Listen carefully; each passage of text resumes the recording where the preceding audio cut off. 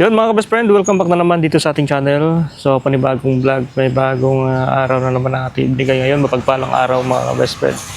Yan, sa video ito ay papandarin natin tong trike natin. Hindi natin nagamit ng isang linggo mga ka-best friend. So yun, gagamitin na natin. At okay pa naman. Nabibilad lang siya dito sa init at sa ulan. Hindi ko siya nasilungan. Gawa ng may nakaparada rin kasi dun sa unahan. So papaanda rin to ngayon. Nakalawang na yung kanyang frame. Yan, papaanda rin to ngayon mga ka-best friend kung kamusta yung andar ng ating trike nito. So tinulugan lang ng dito, pusa. Yan, papaanda rin natin guys, no? 1 week na hindi natin napaandar. Goods pa naman battery niya, oh. Start natin. Yun. Okay. Uy. Pangalawang start. Yun, pangatlo. Tatlong attempt na start. Ay, nag-start na.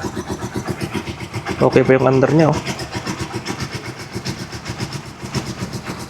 Goods na goods mga ka-best friend. So, nag-stock lang siya ng 1 week. At ito yung under niya. Goods na goods mga ka-best friend. So naulan-ulan kasi dito sa Tuguegarao, kaya yun,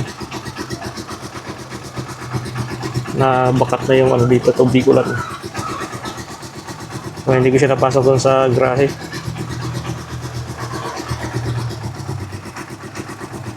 Okay na okay mga ka-best friend.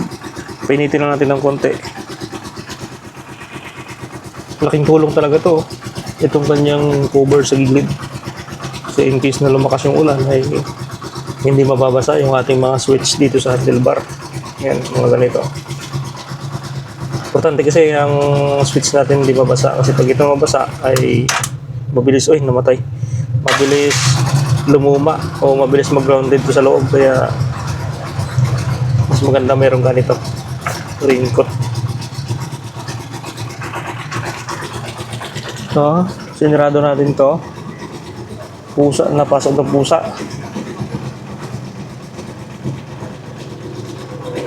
Sige lang.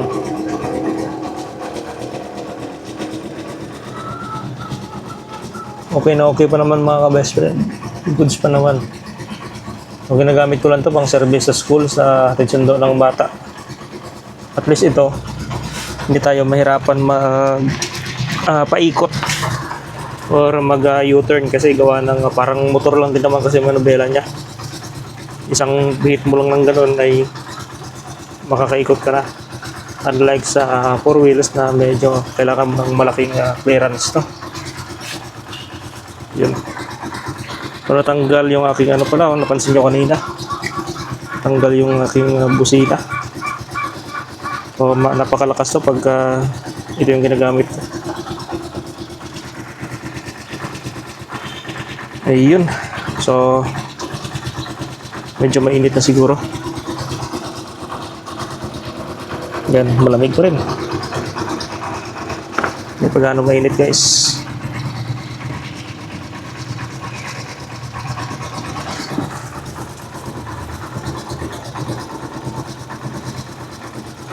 Okay. Pwede na bombahin.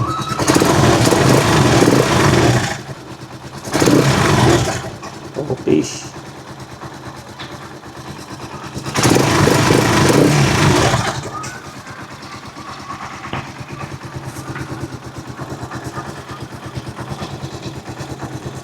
Ito lang yung pangit dito, yung kanyang side mirror. Natakpan itong labo ng ating side cover. So hindi natin makita, oh. Kailangan pa natin yumuko.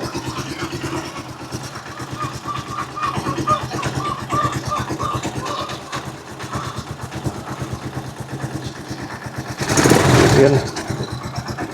Ay, ito pala yung mga best friend, yung mga nakalagay sa tangki natin. Maintenance. Ito yung oil maintenance natin dito sa trike natin. Andyan din yung mga nakalagay yung ating Atrasabante, high and low, differential at yung ating engine. Naka-indicate na dyan kung ilang litro yung ilalagay natin o ilang ml. May nagtanong pala sa atin kung ilang needle ba yung ating spark plug. Yung needle nito ay isang needle lang yung ginamit ko. Dati tatlo pero isa na lang yung ginamit ko dito. Ang binili kong spark plug yung sa Rusi talaga, yung original na stock. Or pwede rin sa Team X. Pero dapat original para maganda yung sunog. Yan, goods pa yung andar. So paparinig ko sa inyo yung andar niya. Yun. Ang ganda pa ng andar niya.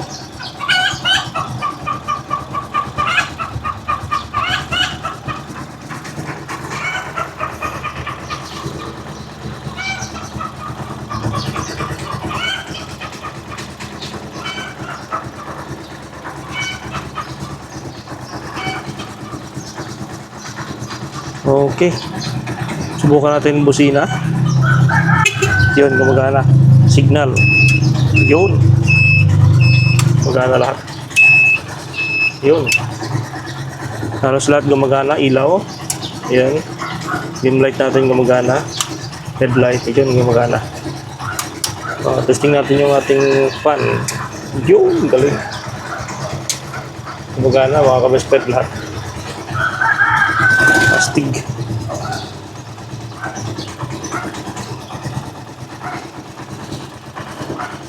Yan yung ating charger port. Yan. Okay na okay. So, off na natin.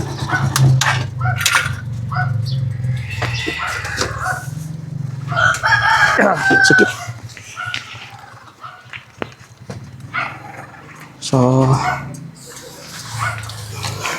bulo lang talasik yung ating ipang ilalim. Lakas kasi yung ulan eh.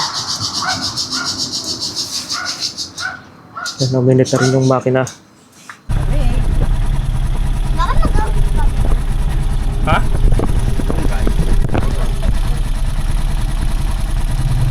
Yan. O yan guys, pupunta mo tayo ng SM City Tuguegarao.